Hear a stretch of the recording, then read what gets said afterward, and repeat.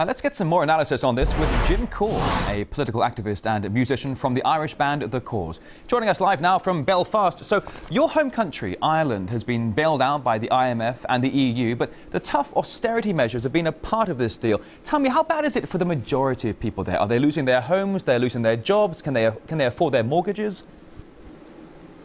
Well, not yet, but let me be very clear. What we're actually experiencing here, I believe, is a top-down engineered financial crash, an implosion of the world economy by design, designed so as to effect a corporate takeover of not just our own country, but many other countries around Europe.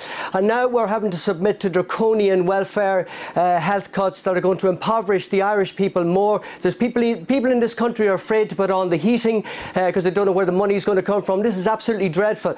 The Irish people are being made to pay for the sins, the contrived sins of elite international bankers. We had a situation where 34 billion of taxpayer money was pumped into the bottomless pit known as Anglo-Irish Bank. It recently came out who the bondholders were. We bailed out probably the richest family in the world, the Rothschilds. We bailed out the Goldman Sachs. I mean, this is just unbelievable. This is Robin Hood in reverse. We've got, this is the poor and the middle class bailing out the super rich. So you're saying when it comes to the issue of blame, the blame lies at the top of the economic food chain, the banks, the governments and fraudulent practices? Absolutely. Listen, through an expansion or contraction of the money supply in the system, but the people behind the money issuing central banks of the world are able to move a great many people between prosperity and poverty and grades thereof. But if you're talking about the Rothschilds being financially saved here with the big bailouts, if it's the money that's going to the people who caused the crisis, then what's going to stop them from continuing to practice their fraudulent policies if they're just going to get money at the end of the day? Nothing, unless people wake up en masse. Look, we should have followed Iceland's example. What has Iceland done? They're now exiting the recession. They've defaulted on their debt. They've burnt the bondholders. They've said no to the EU and the IMF, and now they're on the road to recovery. That is the model that all the European countries need to follow, because Portugal is next, Spain is next. All right, now you mentioned countries like Portugal and Spain. Let's take it that broader scope here. When you look at Ireland and other European countries, as you said, like Portugal, Spain, Greece, shouldn't they just simply have to accept that they need to cut their public spending because their debts are intense? What's the alternative?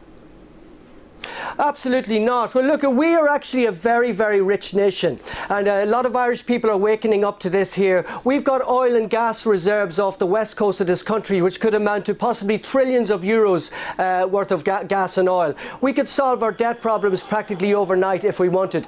Ultimately, the solution is, the root cause of the problem is we're not printing our own debt-free money. That's what we need to do. Like Abraham Lincoln's greenback, we need to get back to printing our own debt money. We need to get out of the EU and back into European Economic Area, where we can set our own monetary policy and not be dictated by Brussels in terms of monetary policy that is set up to suit Germany and France to the detriment of the other countries in the EU. That's the thing. And as soon as the EU and the euro is, it should be confined to the dustbin of history, and soon. But OK, you're saying that Ireland should get out of the EU, but you were saying that a moment ago that Ireland is very wealthy here. Do you really think Ireland can stand on its own 2 feet if indeed it does turn its back on the EU? Absolutely, we should be the breadbasket of Europe. We've had a situation in 1973, before we joined the EU, we had at least 300,000 active farmers in this country. We now have about 120,000 farmers, and only 30,000 of those are full-time. The farmers need to get back to growing crops again. The fishing industry has been decimated as well. We've handed the EU about 200 billion worth of our fishing.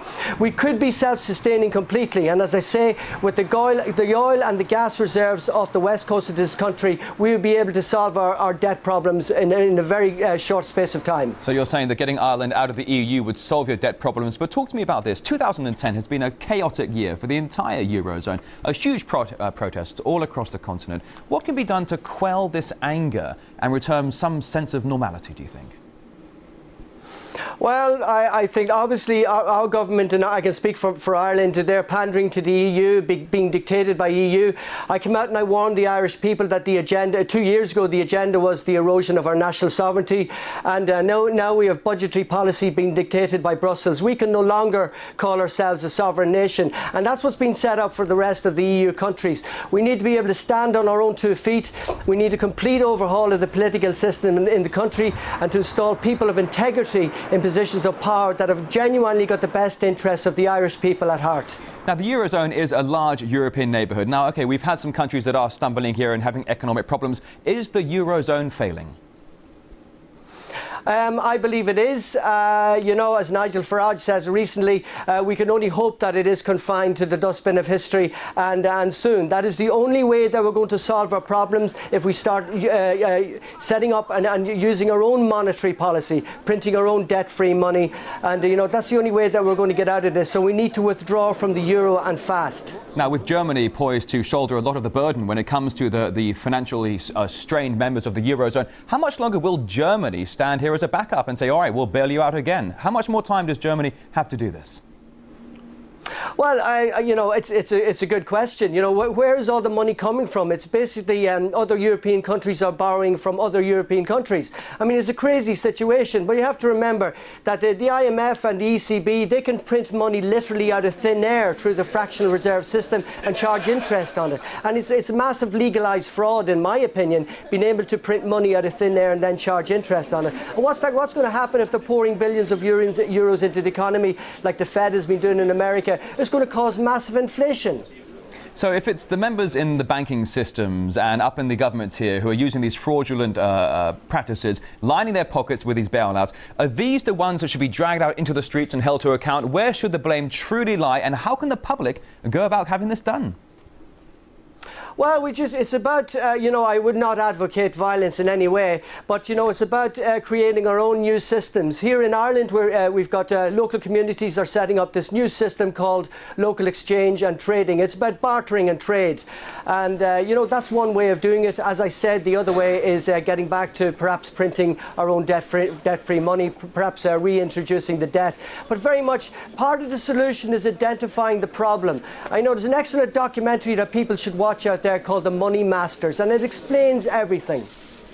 All right, Jim Corr from the band The Corrs and a political activist, live for us in Belfast. Thank you.